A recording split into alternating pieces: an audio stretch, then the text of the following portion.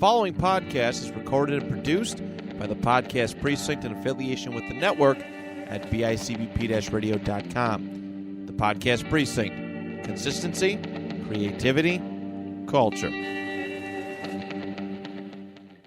The Nostalgia Funhouse proudly dedicates all episodes in the loving memory of Connie Chirac. So, Johnny, I've been hearing really great things about this Nostalgia Funhouse.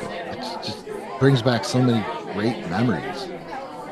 Andrew, the only reason I'm moving in line with you here is that you really vouched for this show. So I'm just going to believe you that this is the show that, I've been wanting, which is just talking about all the fun stuff from our yesteryear and the years before. And I really hate anything meta. So I'm glad that what we're doing right now is not that. Oh, no, definitely. What is meta? Isn't that Ron Artest's new name? Well, add world and peace to it, sure. Yeah, but this is great. They last year they were tier and play sets and Halloween costumes. Well, that sounds cool. They get these weird court recordings from pop culture courts. Does anybody care about court cases? These ones are kind of cool. They put Scott Kelvin on trial. Poor old Santa Claus there. Oh wow. Yeah. Okay, that sounds interesting. Yeah, man. You know what's the best part about this is though? Is I hear they always got a really great sponsor. You can check it out right there. Power on with Pepsi. Now Pepsi is offering you a chance to win an interactive PowerJet XT7 from Mattel for your children. Then they can join me, Captain Power, and the soldiers of the future. Just look for this Power On with Pepsi display. Collect the letters to spell power found under specially marked caps of Pepsi Cola products, and you win a PowerJet XT7. So remember, Power On with Pepsi and win a PowerJet XT7. Then the whole family can enlist with me, Captain Power and the soldiers of the future.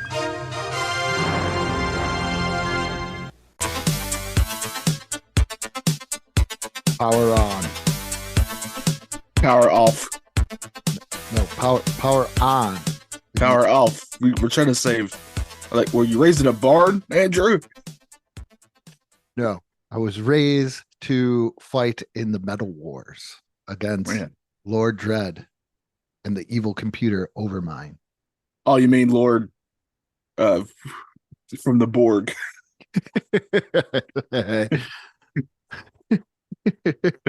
If you're wondering what you're listening to, this is the Nostalgia Funhouse. I'm Andrew Lenz, and joining me, as always, is Johnny Townsend. And today we are talking about Captain Power and the Soldiers of the Future. And I got notes about Lord Dredd too. So yeah, I was not at all familiar with this show. And I was like, why don't I remember this? And then when I was looking into it, it's because it lasted only one season in 1987, I think it was. Yeah. And it was basically them trying to find a follow-up to He-Man and the Masters of the Universe. And it's very much integrated. I mean, this is probably the most integrated of the toy line a show could possibly be. Oh, yeah. Literally, the toys literally interact with the show, which is a pretty interesting concept, honestly. Especially for 1987. That's way ahead of its time, I would assume. But I have very conflicting feelings on what I saw. Just to let you know, Andrew, I watched the very first episode, and then I picked a random episode kind of in the middle of the run just to get an idea. So I think I watched episode 1 and episode 15 were the two that I watched. I think you cut yourself short. We'll get into it, but it's for those who want to know, you can find all the episodes on YouTube. All 22, plus you can even find, if you feel like your heart's desire, I found that a lot of people have been uploading the interactive tapes that came with the toy line. Because you said this is very interactive. So there was the Power Energizer that I just did an unboxing of. If you want to go check that on the YouTube channel. Captain Power's jet fighter, one of Lord Dredd's jet fighters that you never see in the show, really. And some cannon thing as well. And what you would do is it was a game. So you put in your little cassette, Captain Power would be like, okay, we're going to do this. Power on, let's go.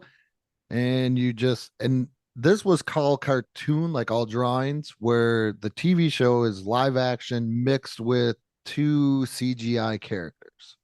Very crude, but again, it's 1987. For 1987, it looks pretty decent. But it looks really awful now. It does. I would put it up there with what is it? Beast Wars. Yes. Yep. Beast Wars just has the benefit of the whole show is CG. So for some reason, you sort of almost forgive it a little bit more. But this show tries to integrate live action with CG of the time. And whenever you do that, this is for anything. I mean, this is for, you know how much I love Lord of the Rings. I love that trilogy. It's incredible. But if you go back and watch it now, there are still scenes, and when at its time, it was way ahead of its time. And that's in the like early 2000s. But you go back and watch it now, there's some very rough parts, CG wise, in the middle of this. Legolas. Yeah, Legolas fighting that cave troll. That's all I got to say. So pretty much Captain Power. The story goes.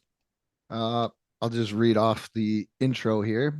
Earth 2147, the legacy of the metal wars, where man fought machines. So this is very common. I think this is why a lot of kids that grew up in the 80s are like, I don't like AI. Well, you got to think of it too. Again, this is a kids show, and it's the same reason why when the Ninja Turtles were brought up as a kids show, the foot soldiers weren't human anymore for it. They were robots because it's way less, it feels way less hardcore violent if you're beating up robots than if you're like literally slicing and dicing and blowing up people. Doesn't matter. Well, I mean, you grew up watching RoboCop. Remember that time RoboCop saved that woman? Yeah, that dude. So man fought machines. Machines won. Biodreads are they fight these biodreads, but you only really see two monstrous creatures to hunt down human survivors and digitize them. I'll get into what digitizing is when I'm done. It looks pretty violent. I'll say that. He explains. Lord Dread explains it. Volcania, the center of the Biodread Empire and stronghold and fortress to Lord Dread, feared ruler of the New World Order.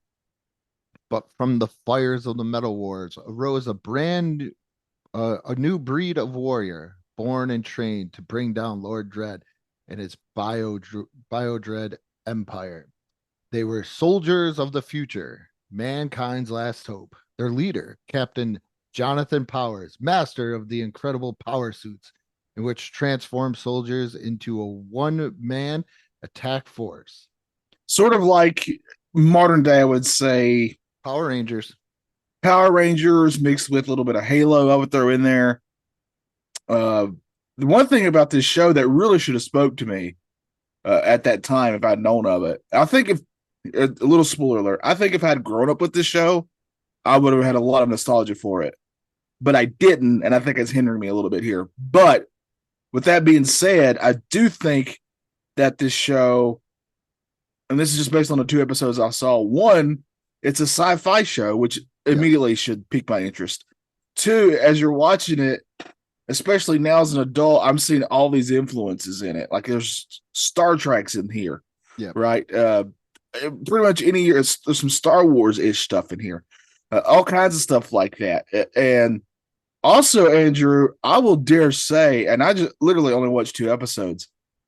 For this being a kids show, I didn't feel like they were trying to talk down to kids at all. Like literally the episode that I saw, the beginning of it was all about the father of the main character talking about how he felt responsible for the war and like how bad he felt for it. Like you don't hear that in a kids show.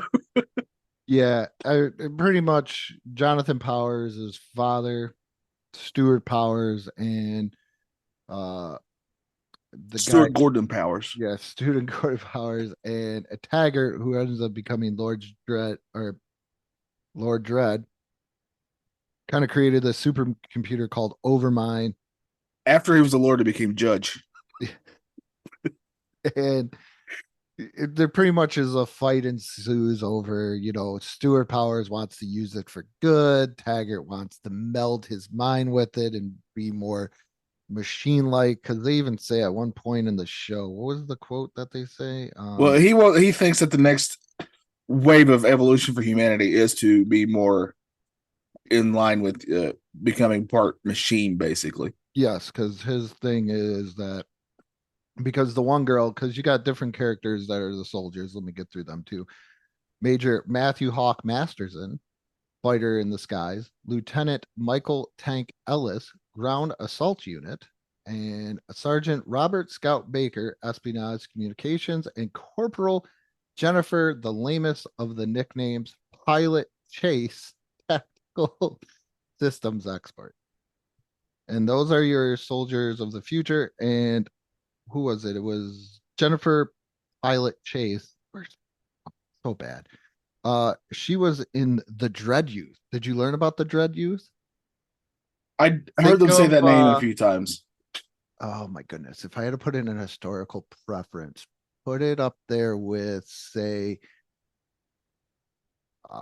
not to the extreme, some like Pol Pot stuff, or what is it? The Red Army in China, where the youth red or whatever. Gotcha. Yeah, understood. Now I want to ask you this before we get more into it. Yeah. How was this a major part of your childhood? Like I have zero memory of it whatsoever. For I would say about a year or so, yeah. I remember getting, I don't know if I got the plane, but I got the Energizer. And I remember sitting at my grandmother's house around Christmas playing with the Energizer and the Captain Power toy. Yeah. So that's what it's kind of like one of those things that you remembered. I'm trying to think of something. I mean, we were really young when this came out. I was about 5. That's really young, Andrew. I watched RoboCop at this point. Do you think Captain Power... I forgot you're already a seasoned television veteran by 5 years old. I pretty much was the crap that I was watching. Here I was watching Reading Rainbow. Yeah, no, not Andrew. Andrew was fighting in Metal Wars with his Captain. I was watching Reading Rainbow and a dog named Wishbone trying to teach me how to read. Yeah, and here you are watching RoboCop blow people apart. I was a hardened, salty 5-year-old at this point. I've seen Metal Wars and. If you cut to if Andrew and I were 5 years old hanging out together, I'd be like ready to take a nap.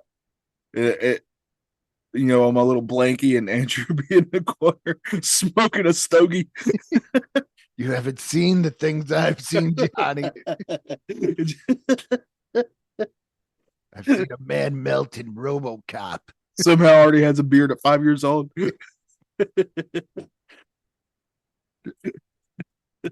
I would. The gloves are off for me, as we've always pointed. Yeah, the Nintendo gloves. Yeah, but yeah, I would have to say for about a year, this was pretty cool. This was interactive. I mean, who wouldn't want this? Who wouldn't want this toy? I think probably around in the next year though, because it was gone. I didn't really care, but it's always been a core memory of mine. I think it was in my top. Yeah, it was in my top 10 when I did Eat Sleep List as top 10 favorite toy lines of all time. I mean, it makes sense though. I mean, when you're a kid, you definitely have memories of these shows that you love to watch and you wanted to be a part of, right? Like that's why you would go for the toys of that show. Mm-hmm. Or that's why when you were playing with your friends, you'd be like, hey, I can't even, this is a legit major thing that me and Trevor and his brother Derek would do is after Sundays after church, we would take the bulletin because, they'd always the church would always give out paper bulletins and we'd roll them up. Those would be our quote unquote weapons. And we would be the Ninja Turtles running around outside. Keep in mind, we were Mennonites. Yeah, that's not. We were very much for peace and stuff. So, but yeah, I mean, fighting for peace. Yeah, we were. Yeah, we were taking down Shredder. Fighting for peace. Yeah. That's a shared universe we should have. He has a very good message in this that he always says preserve life and everything else. Like there's a couple of moral stories in here. I think there was an episode that I watched where Captain Power was fighting one of the biomechs, Sauron, because if it flies, it's gotta be named Sauron. Yeah. and it got into a fight. Captain Power was too hurt to move. I hate that name. I'm just gonna call her Jennifer Chase. Jennifer Chase had to go to another town that when she was part of the Youth Dread movement, she burned it down.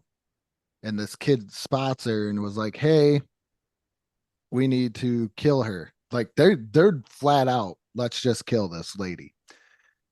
And it turns out that it was their uncle, that kid's uncle, that ultimately gave up their location while he was being tortured. Yeah.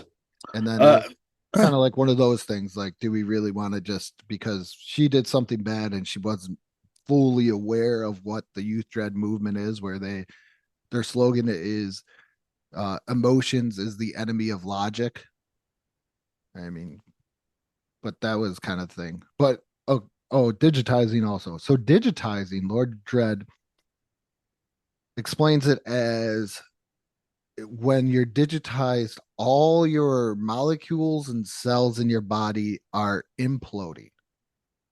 Now he can redigitize you, as you've seen in the first episode. He can redigitize you. So when he redigitizes you, that's everything just exploding again. And when they digitize you, then you get sent to Overmind and you get put in like a server. yeah,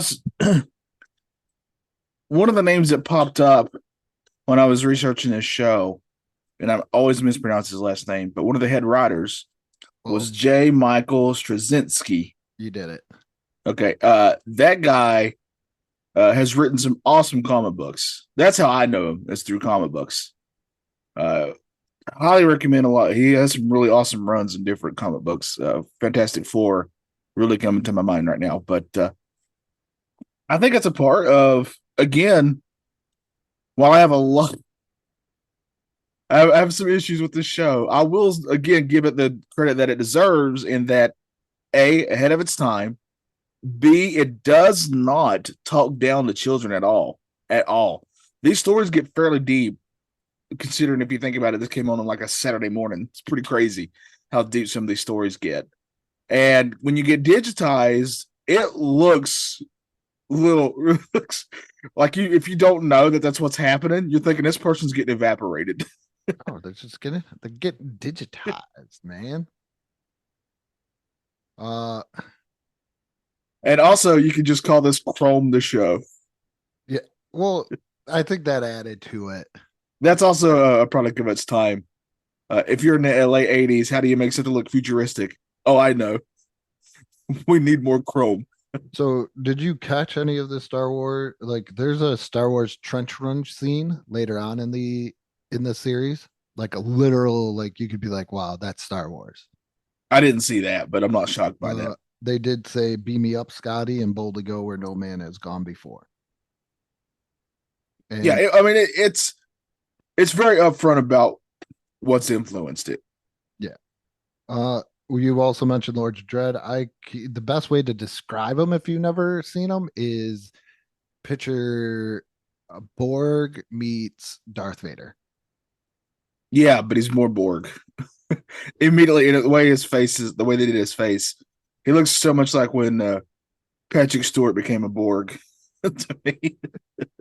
But they had to rebuild Taggart because of the fight between him and Stuart Gordon Powers. Yeah. And everything else. And you watched that episode, right? Or did you watch all of that one? Or I watched the first one, which is the first one is mainly about the main character coming in contact with a lady that he once knew. That they obviously had a relationship with. And that's pretty deep for a very first episode for a kid's show, by the way. Yeah. And then the other one I watched was the first part of a two-parter, and I didn't have time to watch the second part. But it kind of did go into the background of the main villain a little bit. The first season is very well done because it's the only season, Andrew. Yeah. Okay. The only season is very well done because at first when I was started watching it, I was gonna do kind of like what you did, where I was gonna jump around, and then I got into where it started out laying out some sort of actual plan that Lord Dread had with his Project New Order, and that became very interesting later on. And then Yeah. the final episode, I don't even know if I should spoil for you. You might want to go back and watch it, but You can go ahead and spoil it. It's okay. They find, I don't know if you saw in that first one where Stuart Gordon Powers is talking about his instant transport. Yes. Yeah. Okay. Well, they're still using that, and Lord Dread ends up finding it, using it, and then they find the power base. Now, this is where it gets really crazy. They end up finding the power base, and this is where I want a season 2. They end up Jennifer Pilot Chase ends up having to self-destruct the power base because I don't know if you saw Blastar, the biomech. He's like The one biomech. one thing that I saw was like this bird-like chrome thing. That's Sauron. Okay, that's the one that I saw. I didn't see Yeah. the other one. Yeah, but he goes in there. They end up blowing up the base, and supposedly Jennifer Chase pretty much dies, and there's a love interest between her and Captain Power. And of course they are. Yeah. But Jennifer Chase doesn't know how to love because of her being in the youth threat, where Oh yeah. ocean. Yeah. So there's things where she's asking Mentor, their computer, who is also a visual of student Gordon Powers, what love is and what is the meaning of love and everything else. Yeah. What is love? But there is Don't hurt me. somebody uncovered the season 2 script. Yeah, they had plans to make a season 2. Just a little another smart behind the scenes stuff. This show actually did do fairly well, ratings wise. They did like that, but it had a lot of parent controversy with it. Parents were not a fan of this show for many different reasons. And I'll get into those here in a little bit. Yeah, what reasons? Well, we can do. You want to do it now? We can do it now. No. Okay, we'll save it. Because I got to say, some of the reasons I understand, but some of the other reasons are just like, like it's just on the same level of when they wanted to get rid of comic books type of thing. Yeah. But there is very different interesting storylines. Like I said, like the Project New Order, where they find the power base. Excuse me. Supposedly there's this secret oasis, I want to say, called Eden 2. Yeah. And it's just two brothers trying to make a band, but they can't get along. Called Eden 2. And at the one point, they find the guy that can guide them to Eden 2, but Captain Power and the team won't go with them because they still got things to finish up. Yeah. And he throws them a gift, and it's an orange, and they're so excited to have a real orange. And that's just the crap that happens in the Metal Wars. Yeah. Again, one of the major pluses for the show, in my opinion, is it is overall, this is a kids show. I keep stressing this, but these storylines are definitely way more, and I don't mean this in like there's a lot of hardcore stuff going on, but the storylines, the topics, the manner, the stuff that it talks about does not talk down to kids. So in other words, kids and adults can watch this show and get something from it. I would put it with X-Men. No, yes, X-Men. Yes, that's a great call there. Yes, I would agree. Where you're talking like the '90s X-Men cartoon. Yes, where that's the one. I'm glad you said that. That's the show that I was comparing this to in my brain. Yeah, I would consider it like X-Men with some elements of like Star Trek, Star Wars. Yeah, it's like a more Power Rangers. It's a more sci-fi X-Men. Yeah. Where's it? Oh, because there is because it's funny that when I brought that up too, because I didn't put it together until I watched one thing where Lord Dread is the voice of Magneto on the X-Men. There we go. There we go. Yep. And there's also pretty much the only people that really did anything after this is Jessica Steen, who played Jennifer Chase. She played a pilot in Armageddon. Oh, there we go. Go figure. And I guess that's how she landed the role, if somebody remembered her from here. And Michael Tank Ellis there. He's been in tons of movies. Total Recall. He was the trainer in there. He was in Stuntman and Ghostbusters 2. You might remember him as playing security guards in, say, a little movie called The Running Man and Mallrats. Wow. He is the guy in Mallrats. He is LaForce. The other guys, no one cares. I want to say Peter McNeil did something, but I can't remember what he did, unless it's just something not as great. Yeah, I can't see anything. I will say, again, this is just based on 2 episodes, that the acting fell all over the place to me. But I bet if I watched this as a kid, I definitely wouldn't notice. But as an adult, I notice. Oh, also the grandfather from Echo is in one episode. Oh, really? I was watching, I was like, I think I've seen that guy before. And it was the grandfather from Echo. The dolphin? No, don't even start me on that one. Can we ever do an episode, games we rented that we regret? You are going to hear it echo rant. You said that with such disdain. You have no idea how badly I hate Echo the Dolphin. We're going to have very similar stories, my friend, of a game that was so beautiful and I really wanted to explore, but I couldn't because I couldn't figure the game out.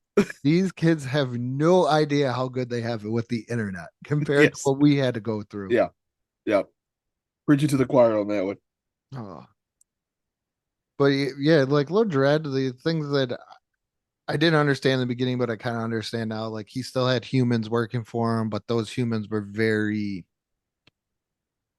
kind of like the Empire. Yeah. It was like, why do you have these people doing this? But it was like the Empire, say, in Star Wars, where you kind of just still needed humans. They were devoted to the cause. They did a little salute where they would like put their hand over, like sideways over their chest. Yeah. Pledged their allegiance to Lord Dread. Now, on the 2 episodes I saw, you think that Lord Dread is sort of the main bad guy, but I feel like he was always talking to a voice. Am I right? That's Overmind. Okay, Overmind, yes. Is Overmind actually the main villain, really? With in a way, yes, because that's kind of who corrupted Lord. That's what I was thinking. That's the vibe that I got. Yeah, because there's an episode when he makes Blastar or Battlestar, or no, Blastar. Yeah, Blastar Galactica. Yeah, he makes him, and he comes out, and then all of a sudden they were like, you know what this episode is lacking? A lackey. And they all of a sudden they're like, well, we created this one out of our leftover parts, and this is lackey. And lackey. And by the way, Battlestar Galactica is another good show to kind of put this compared to. Never watched one episode of Battlestar Galactica. It's way better than you think. But Lackey pretty much becomes like is supposed to work for Lord Dread, but I think he kind of becomes like a snitch. Because in that episode you watch, that's one where Captain Power visits his father's grave. And he was like, and Lackey's like, why aren't you attacking him? He's all alone. And he was like, well, he's Lord Dread, kind of human side. That's where I got the Darth Vader vibe. He's like, well, he's visiting his father's grave. And he's like, no robot would look at it. What would Overmind say? And then all of a sudden Lord Dread was like, oh, I got to go and do this. And then they kind of like attack him. But obviously Captain Power gets out. Yeah. But that's pretty much the whole thing is Overmind corrupted Lord Dread. So Overmind's kind of like, once again, Star Wars is like the Emperor. You think Vader is the man, but really he's not. That's what I was thinking. That's how it seemed to me. Yeah. Let's get into the controversies real quick. Yeah. Parents had an issue with this show for a couple of reasons. That was one of them would be the violence, but I would argue that, first of all, by today's standards, this is incredibly tame, but also they're shooting robots. They are. But I don't think, because there's one study that came out where some parents claimed that there was an attempted murder on the show every like 2 seconds or something like that, on average, but they don't take into effect that it's robots. So, there is a lot of robots that die. They do talk about killing other people, but it's also, I felt it taught you the value of life. yes, I would agree with that. Like, Yeah. I would say it's more of a value of life if they're going to shoot at a human or do anything like that. I agree completely. That's the one argument that I would say doesn't have any weight with me at all. No. That's that same type of argument where they try to get comic books banned, that type of thing. The other one, though, that I understand a lot more is, for its time when it came out in 1987, the toys were expensive for its time. Not the actual action figures. The action figures themselves were like $3 and something, which is about average for that size. But the vehicles which you needed to actually interact with the show were around $40, which inflation would knock them up today to be like around $100 if they did this show today. And now you can buy them dirt cheap. But Andrew bought one dirt cheap I for did. $40. $40 in box. Yeah, but that's $40 today. Yeah, I know. So that would be the part that I understand. I don't think it's enough for people to get a show canceled. That's ridiculous. But I will say that as a guy who growing up loved Ninja Turtles, I was very jealous of my friends who had way more Ninja Turtles than me. You know what I mean?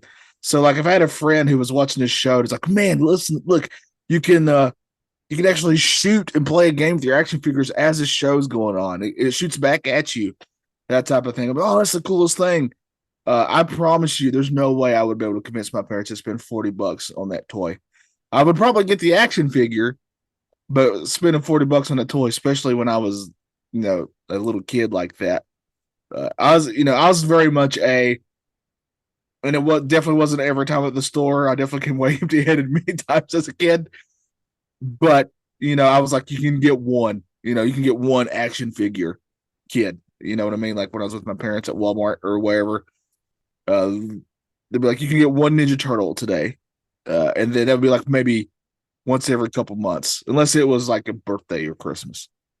But that also comes down to you could use that to watch the show, but did you really need it to watch? You didn't need it.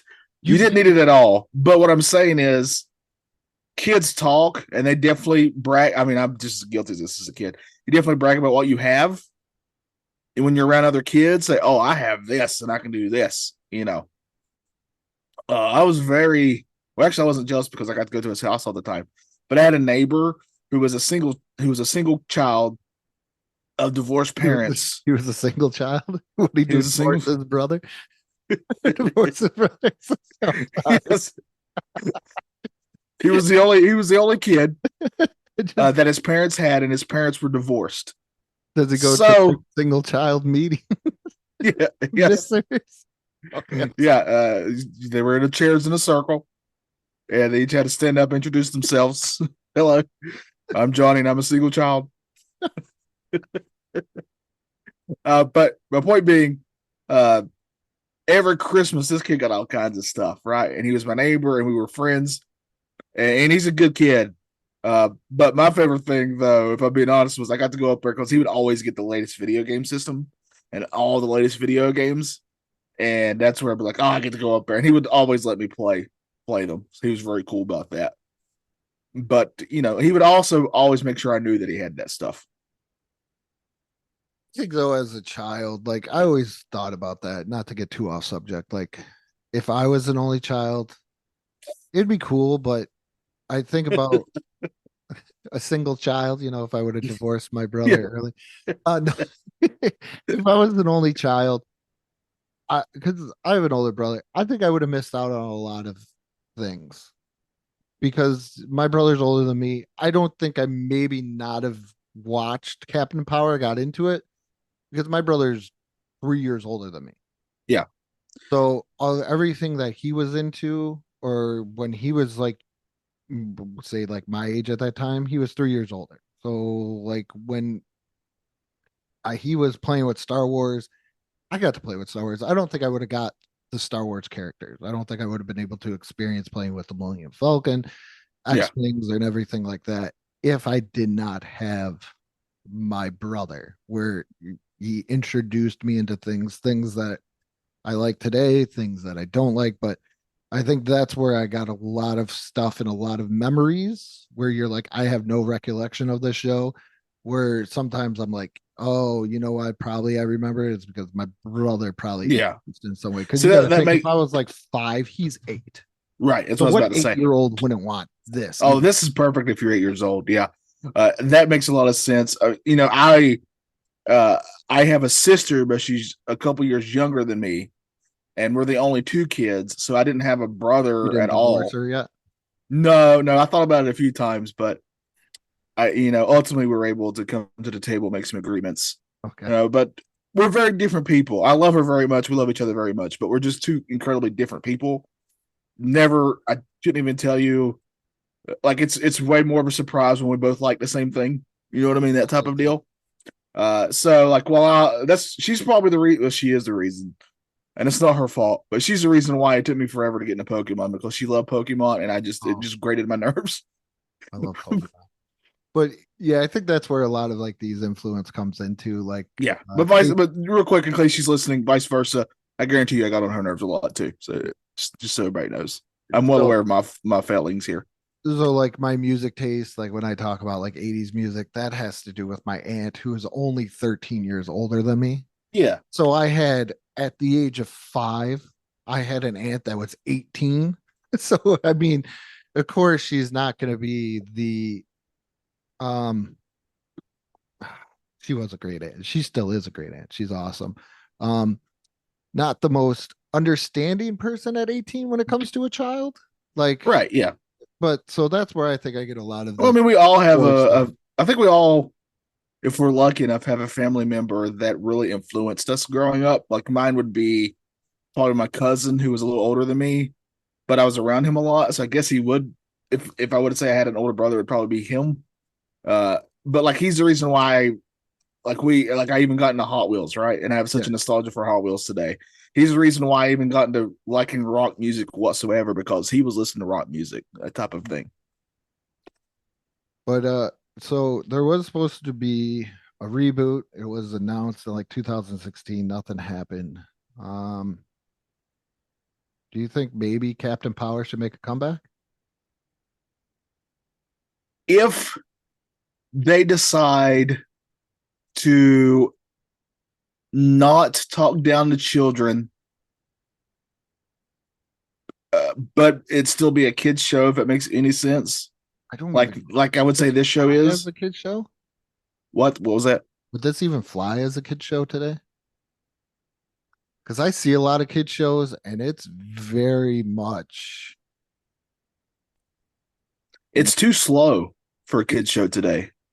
um They'd have to make it zippier if it makes any sense. Because yeah, kids just have no attention span. no attention span whatsoever anymore. Uh I think it would just be more focused for like adults. Because I feel everything I agree with the guy from Retro Blasting that the toy industry has been flipped towards adults Oh, 100%. Yeah. and the adult collector. So I think if this came back as like a kind of keep the same theme, I think it could work, but you gotta kind of, I don't know, I wouldn't say update the storyline, but I don't know, you would have to completely reboot it because to just go off the time period, and even if you do like 30 years, it's like almost 40. Yeah. Thinking about that makes me sad. Better go cry in a corner somewhere, Johnny. Uh,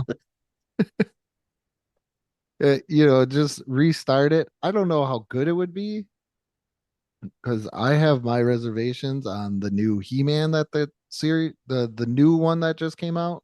Yeah. Nah, Well, we all do with anything that's brought back. We all have, because I mean, that's the one thing too is, that's why we kind of do this nostalgia fix or nostalgia money grab, or whatever we call that. nostalgia. Is that, you got to find that fine line between nostalgia and kind of making it fresh in a way. You kind of have to do both. That's why that I always argue anytime that the Ninja Turtles are revamped again and again and again, that if it's a version that I don't like, then I got to remember that I had my version, right? Yeah. And maybe this version is going to be somebody else's, and we'll bring them into the fandom of Ninja Turtles. And I got to look at it that way, as that's why that I'm okay with this, that type of thing. And I think if you go into that with, because there's a lot of good here, Andrew. I was really impressed with a lot of stuff here. I do think that if they revamped it, and obviously the CG would be better. I mean, it just would be because of the times. That would help a lot. I don't think you need the gimmick anymore, the toy gimmick of having toys that interact. No. But still, I don't think it's needed. How would that even work? Because you can't use them on the new. Right, yeah, because the TVs are way different today. That you can just take that out of the equation. Don't have to worry about that. And if you just want to make this a smartly written, all ages sci-fi show, then I'm all for it 100%. I think you can do that. But will they? I don't know. I got a feeling that's the thing when they try to revamp these franchises that we grew up loving as kids is what are you going to do with it? Don't hurt my childhood, please. Yeah. That type of thing. I hurt those childhood memories. The other thing I want to bring back on the toys is the one thing I always get pissed off about. So they can say that whatever back then is, they made this big thing about it, and then today, what job do people have that is never existed when we were growing up? It was influencer. Oh yeah. But they complain about all these cartoons. Captain Power is a great example of just there to sell toys and these expensive toys and to interact with shows and everything else. And that's the only reason why there's cartoons is to make toys, and the cartoon is a 30-minute thing for toys. Now today we have influencers that do it for not just for children, but for adults as well and everything else. I mean, look at Prime, that drink. That's a big example of that. Like drinking. That's the part I never understood about them being really upset at who they're selling toys to. Like there's literally advertisement in every television show. Yeah. So that's why it never made any sense to me. I think it's just way more from parents just being annoyed when their kids always asking for something. Yeah. That's just the downfall of Saturday morning cartoons right there. Yeah. But let's get into our ratings. How do you feel about Captain Power and the Soldiers of the Future? What are we rating this out of? Power-ons? Power-ons? No, Biomechs? No, because that's bad. What were the suits called? Power suits? Power suits. Let's rate this out of power suits. Out of power suits. Or pieces of chrome. Again, I think that if I'd grown up with this show, that this would have been a great walk down the nostalgia path for me. But I didn't, but I will say this is one of those shows that I wish I had. Because I think if I'd saw this as a kid, this would have really been A, right up my alley, and B, would have really, really heavily influenced me. Because I'm very lucky in that my mom has always loved science fiction, and she's the one who got me into it. And one of my favorite shows as a kid was the original Star Trek. And to this day, it's one of my all-time favorite shows ever. Heavily influenced the things that I like is that original Star Trek. Because it's a show that has very smart, ahead of its time writing, and doesn't talk down to its audience. that type of thing, and it has characters they can get behind and really root for, and friendships too. Yeah. That's the thing about the original Star Trek that I think is its main selling point, is the main three guys, their friendship and their bond is a major part of that show. I think that I could see that happening with this show if they had gotten more time, because they sort of already do that. These, I mean, sure, Captain Power is the main guy, but they do a really good job. And this is only the 2 episodes that I saw of making the other ones very obvious how important they are. Yeah. So I would just want more of that if you revamp it, by the way. Like, just give me more relationships with these people. Backstories. Yeah, we don't need, so all the single kids out there can find something they can latch on to. The acting is all over the place. Some of it's good. Some of it is what you would expect for what it is. Some of it is not good. The CG for its time would probably be really rad, but today looks really rough. And again, though, I'm trying to also keep in mind that we watch this on YouTube, and it's not in its best quality on YouTube. So you got to remember that too. The kid down the hall made fun of it for how the quality looked. Yeah. Just sit back down the hall. That's what I would have done. You get back down that hall. You're going to be a single kid. You keep this up.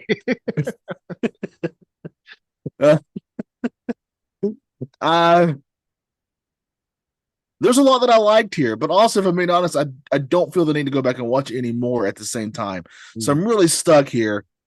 I think, to be fair, I recognize all the positives of this show, and that definitely outweighs the negatives. I'm going to go a 3.5 power suits out of 5. I think it's a fascinating thing. If you've never heard of this show, I encourage you, at the very least, you can find some really short, really good documentaries on the show on YouTube if you don't want to watch an episode, even though the episodes are only 20 minutes long. That really give you a good overview and talk about some really interesting things about it. 3.5 out of 5 for me. So I grew up with the show. It's not like I can't remember any of the core memories of the show. It's mostly the training tape I remember. But I did watch that, and it was still kind of cool, even though I couldn't interact with it. But I always liked this show. It always stuck in the back of my mind. It wasn't the Transformers, G.I. Joe, Thundercats, anything like that. No, but it's always one of those things I watched as a kid and has always stayed in the back of my head.